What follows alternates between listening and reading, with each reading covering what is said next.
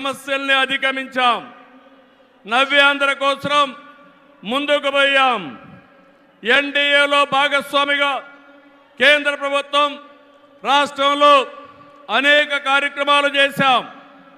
ఆ రోజు మీరు ఒక్కసారి చూస్తే 11 జాతీయ విద్యా సమస్యల్ని కేంద్ర సహకారంతో ఇక్కడ నిలబెట్టాం. మోదీ గారి చేతుల మీదుగా అమరావతిని నిర్మాణం కోసం చేశాం. అదే కానీ ఈరోజు పూర్తయి ఉంటే దేశంలో ఒక బ్రహ్మాండమైన నగరంగా అమరావతి తయారయ్యేది. 3 ముక్కలాటతో అమరావతిని నాశనం చేసి భ్రష్టు పట్టించిన వ్యక్తి ఈ జగన్మోహన్ రెడ్డి. పోలవరం కేంద్ర సహకారంతో 72% పూర్తి చేస్తే ఈ ప్రభుత్వం పోలవరాన్ని గోదావరిలో కలిపేసే పరిస్థితికి వచ్చారు. ఈ విధంగా ఒక ప్రాజెక్టు కాదు, అన్ని ప్రాజెక్టులు నష్టపోయాం. సహజ వనరులు దోచేశారు. ల్యాండ్, శాండ్, వైన్, మైన్ అన్నిట్లో వేల కోట్ల రూపాయలు దోపిడీ చేశారు. జే బ్రాండ్లతో లిక్కర్ తెచ్చి ప్రజల ప్రాణాలు పణంగా పెట్టి అతను ఆదాయం పెంచుకున్న దుర్మార్గుడు ఈ జగన్మోహన్ రెడ్డి. ఓటేసిన ప్రజల్ని పన్నుల బాధతో కాటేశాడు. పెట్టుబడులు తరిమేశాడు.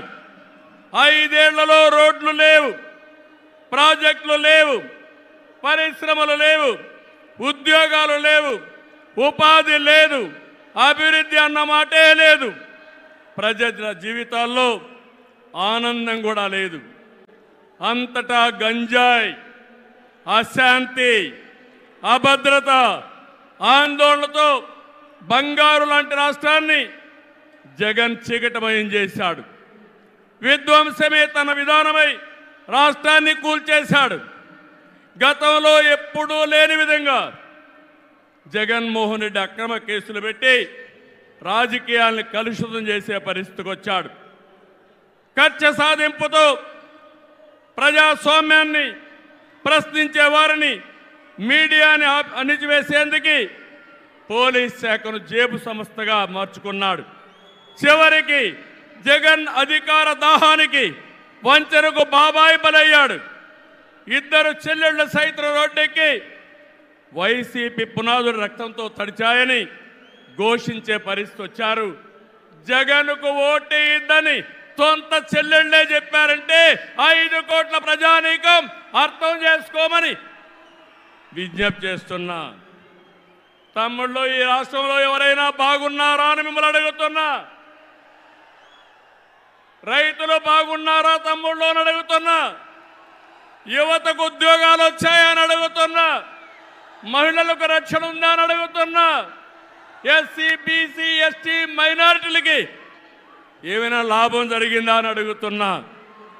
ఇలాంటివన్నీ చూస్తే ఒకరిద్దరు కాదు, అందరూ నష్టపోయారు. I'm requesting honourable prime minister Modiji, Andhra has suffered the worst due to bad governance, financial mismanagement and corruption. You will be shocked to know that collectorate offices, Raitu Bazar buildings, government colleges have been mortgaged. It is a pity that even tax revenue from liquor, both present and future, have been escrowed. This is the sorry state of affairs over the last 5 years. అందుకని నేను మీ అందరి తరపున మోదీజీ గారిని request చేస్తున్నాను. మన రాష్ట్రాన్ని కాపాడుకోవాలి. సిద్ధమా మీరందరూ అడుగుతున్నా. ప్రజలు గెలవాలి, రాష్ట్రం నిలబడాలి, మన బిడ్డలు వెలగాలి, జీవితాలు బాగుపడాలి. అందుకే ఈ పొత్తు. నరేంద్ర మోదీజీ గారి సంకల్పం గెలవడం కాదు. నిన్ననే ఎన్నికల శంఖారావం మోగింది. ప్రజల్లో ఉత్సాహం పెరిగింది. దేశంలో ఎన్డీఏకి 400+ సీట్లు వస్తాయి. అదే మరిగా ఆంధ్రప్రదేశ్లో 25కు 25 గెలిపించే బాధ్యత మీదే. సిద్ధమా అని మిమ్మల్ని అడుగుతున్నా. అది చేసి ఈ రాష్ట్ర పునర్నిర్మాణం చేసుకోవాలి. మోదీజీ గారి నాయకత్వంలో దేశాన్ని ముందుకు తీసుకుపోతే ఎన్డీఏ పాలనలో ఆంధ్రప్రదేశ్ని బాగు చేసుకుందాం. అందరూ సహకరించమని కోరుతూ మరొక్కసారి మోదీజీ గారిని మనస్ఫూర్తిగా ధన్యవాదాలు కృతజ్ఞతలు తెలియజేసుకుంటూ ఈ మీటింగ్కి వచ్చిన మిమ్మల్ని అందరినీ పేరు పేరున అభినందిస్తూ అందరికీ నమస్కారాలు. జై ఆంధ్రప్రదేశ్, జై భారత్.